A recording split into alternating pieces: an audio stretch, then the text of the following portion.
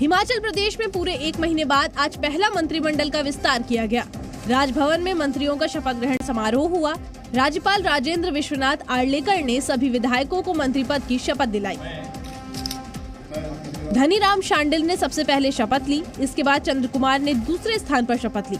तीसरे स्थान पर हर्षवर्धन चौहान, चौथे स्थान पर जगत सिंह नेगी ने शपथ ली।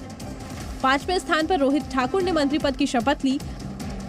अनिरुद्ध सिंह ने 6ठे स्थान पर और विक्रमादित्य सिंह ने 7वें स्थान पर मंत्री पद की शपथ ली। इस मौके पर सीएम सुखविंदर सिंह सुक्खू ने भी मंत्रियों को शुभकामनाएं दी।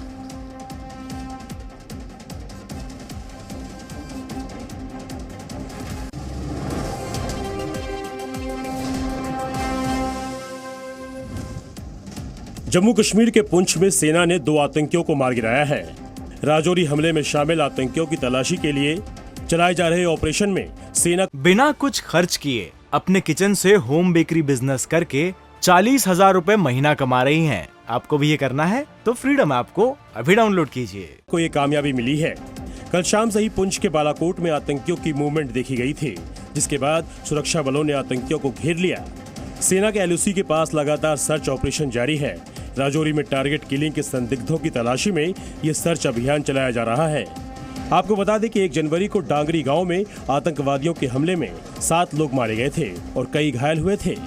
आतंकियों ने आधार कार्ड देखकर गोलीबारी की थी, जिसमें 4 लोग मारे गए थे। अगले दिन एक IED विस्फोट में 2 चचेरी बहनों की जान चली गई थी। मृतकों में से एक के घर पर आतंकवादियों ने IED भी लगा दिया था। जम्मू कश्मीर में आतंकियों के खिलाफ एक्शन लगातार जारी है।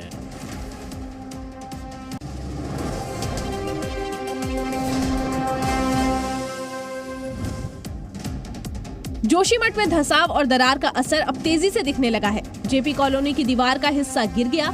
लोगों को आशंका है कि इसकी वजह NTPC की टनल है, जिससे पानी की धाराएं निकल रही हैं। सुप्रीम कोर्ट में जनहित याचिका दायर करने वाले शंकराचार्य अविमुक्तेश्वरानंद सरस्वती ने जी न्यूज से खास बातचीत की। उन्होंने कहा कि जोशीमठ में विकास के नाम पर विनाश हो रहा है।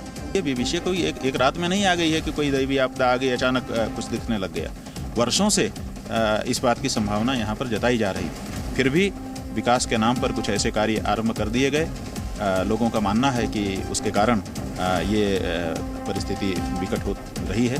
अब तक जोशीमठ के 603 घरों में दरार आ चुकी है। प्रभावित इलाकों को 3 जोन में बांटा गया है। कोर जोन में 60 परिवार रहते हैं और उन्हें शिफ्ट कर दिया गया है, लेकिन कई परिवारों का आरोप है कि उन्हें जरूरी मदद नहीं मिल पाई है। कल जब सीएम जोशीमठ पहुंचे तो कुछ लोगों ने विरोध प्रदर्शन भी किया। पुष्कर धामी का कहना है कि जोशीमठ में निर्माण कार्यों पर रोक लगा दी गई है।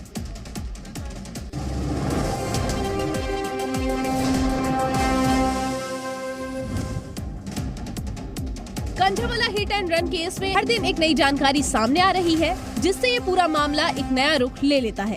पीड़िता की दोस्त निधि जब मीडिया के सामने आई तब ये उम्मीद थी कि अंजलि की मौत की मिस्ट्री जल्द सुलझ जाएगी, लेकिन निधि अब खुद पहेली बन गई है। नई जानकारी ये सामने आई है कि 2 साल पहले उसे आगरा से ड्रग्स केस में गिरफ्तार किया गया था। तब समीर और रवि नाम के 2 लड़के भी पकड़े गए थे। 10 किलो गांजा भी मिला था, जिसके बाद निधि पर NDPS एक्ट के तहत केस दर्ज किया गया था। उस वक्त निधि 9 दिनों तक जेल में रही थी। निधि के ड्रग्स केस और अंजलि की मौत केस में कोई कनेक्शन सामने नहीं आया है, लेकिन दिल्ली महिला आयोग की अध्यक्ष स्वाति मालीवाल ने एक सवाल उठाया है। उन्होंने ट्वीट किया कि निधि पर जो गांजा तस्करी की FIR 2 साल पहले यूपी में दर्ज हुई थी, उसमें निधि ने पुलिस को बताया कि वो दीपक नाम के व्यक्ति के लिए गांजा तस्करी करती थी। अंजलि की हत्या में एक आरोपी का नाम भी दीपक है। क्या ये दोनों दीपक एक है? क्या निधि अंजलि के हत्यारों को पहले से जानती थी?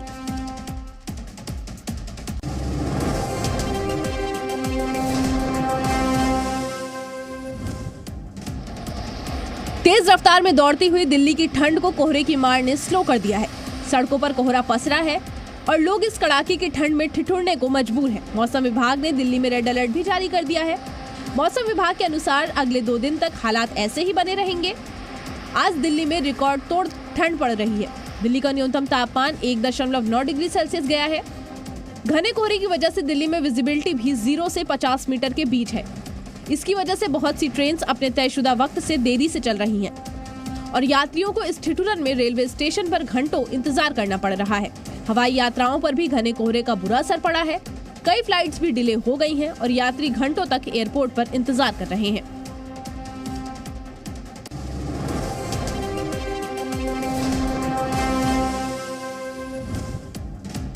ठंड और कोहरे का असर यूपी, बिहार समेत कई उत्तर भारतीय राज्यों में देखने को मिल रहा है। बिहार के मुजफ्फरनगर में घने कोहरे की वजह से यातायात बाधित हो गया है। यहाँ विजिबिलिटी बेहद कम है, इसलिए लोगों का सड़क पर चलना लगातार एक चुनौती बना हुआ है। ऐसे हालातों के बाद भी प्रशासन की तरफ से अलाव की व्यवस्था नदारद है।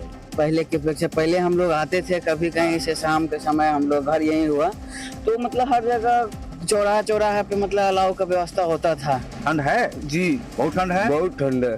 कहीं अलग व्यवस्था है? नहीं, कहीं नहीं व्यवस्था, अपना जलाना पड़ता है। लखीसराय में ठंड को देखते हुए पुलिस प्रशासन ने एक सराहनीय अभियान शुरू किया है।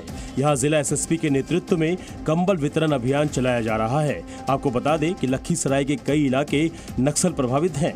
पुलिस विभाग ने इन इलाकों में भी ग्रामीणों को कंबल बांटे।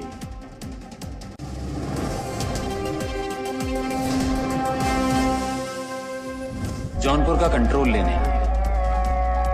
लेके जाएंगे और सारे कार्यक्रम में अगर ये हमारे 2-4 लोग शहीद भी हो गए तो शोक सभा तो चली रही है। तस्वीरों में अकड़ के साथ दबंगई दिखाने वाला ये शख्स जालौन में स्थानीय बीजेपी कार्यकर्ता है। सागर ठाकुर नाम के इस युवक को रील बनाने का ऐसा शौक सवार हुआ कि उसने माफिया स्टाइल में धमकाने वाले वीडियो बनाना शुरू कर दिए। कभी वो पिस्टल के दम पर धमकाता नजर आता है, कभी गाड़ी में बीजेपी का झंडा लगाकर हूटर बजाते हुए कानून की धज्जियां उड़ा रहा है। रील में दिखने वाला सागर ठाकुर फिल्मी डायलॉग पर भी वीडियो बनाते हुए नजर आता है।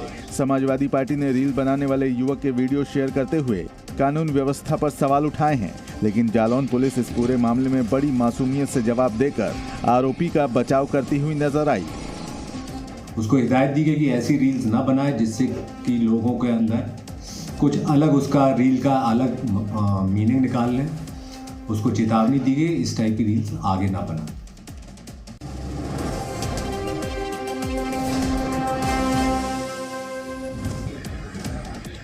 पीएम मोदी की महत्वपूर्ण योजना जल परिवहन अब साकार होती दिख रही है। गंगा विलास क्रूज 30 स्विट्जरलैंड के नागरिकों को लेकर कोलकाता से आज वाराणसी पहुंच रहा है।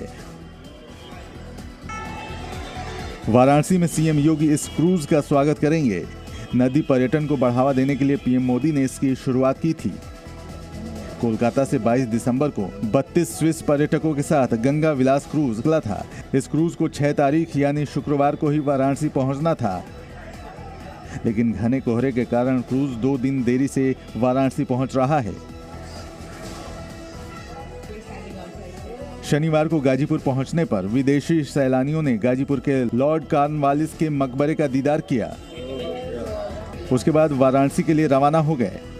अब 13 जनवरी को पीएम मोदी इस क्रूज को डिब्रूगढ़ के लिए रवाना करेंगे।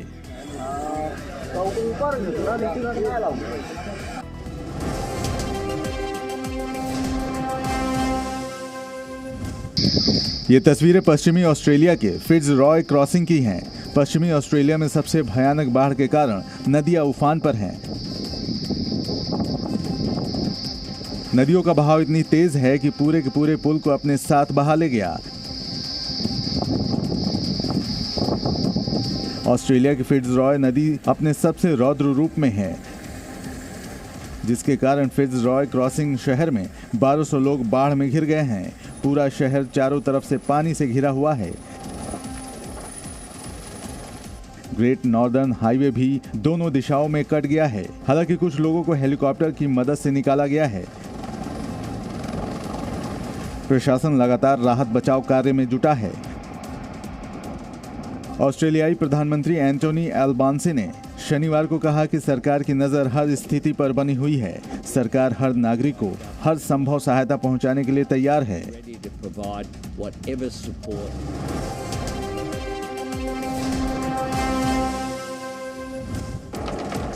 रूस ने यूक्रेन के साथ चल रही जंग में 36 घंटे के सीज फायर का ऐलान किया था, लेकिन यूक्रेन दावा कर रहा है कि ये सीज फायर सिर्फ दिखावे के लिए है, क्योंकि रूस लगातार यूक्रेन पर हमला कर रहा है।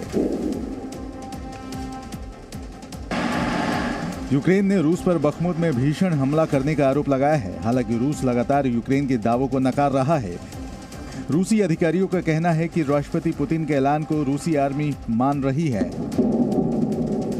लेकिन यूक्रेन के हर हमले का रूसी फौज जवाब देगी। आपको बता दें कि पुतिन ने पश्चिमी ऑर्थोडॉक्स चर्च की क्रिसमस की वजह से यूक्रेन के खिलाफ 36 घंटे के सीज फायर का ऐलान किया था, लेकिन ऐलान के बाद भी दोनों देश लगातार एक दूसरे पर हमला करने का आरोप लगा रहे हैं। डोनेस्क में यूक्रेनी फौज भी लगातार हमला कर रही है।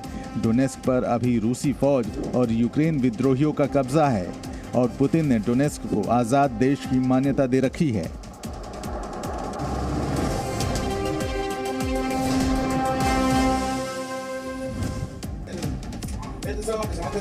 जमीन पर रखी बोरियां बस गिनते जाइए, शायद इतने पैकेट तो आप गिनते हुए भी थक जाएं।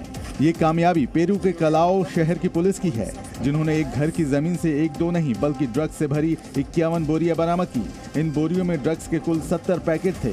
दरअसल पुलिस को एक घर में ड्रग्स छिपाए जाने की जानकारी मिली थी।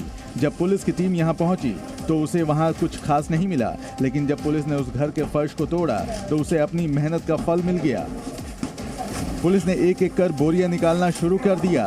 पहले 1, फिर 2 और फिर 3। गिनती 51 बोरियों पर जाकर रुकी। पुलिस ने बोरियों को काट कर देखा तो उसमें ड्रग्स के पैकेट भरे हुए थे। फिर पुलिस ने गिनती शुरू की तो 70 पैकेट मिले। वजन किया गया तो ड्रग्स की पूरी खेप 3 टन तक निकली। पुलिस के मुताबिक 4 लोगों को इसमें गिरफ्तार किया गया है। पूछताछ में तस्करों ने पुलिस को बताया है कि ये ड्रग्स शनिवार को ही डिलीवर होने थे, लेकिन डिलीवरी से पहले ही पकड़ लिए गए। बिना कुछ खर्च किए अपने किचन से होम बेकरी बिजनेस करके 40,000 रुपए महीना कमा रही हैं। आपको भी ये करना है तो फ्रीडम ऐप को अभी डाउनलोड कीजिए।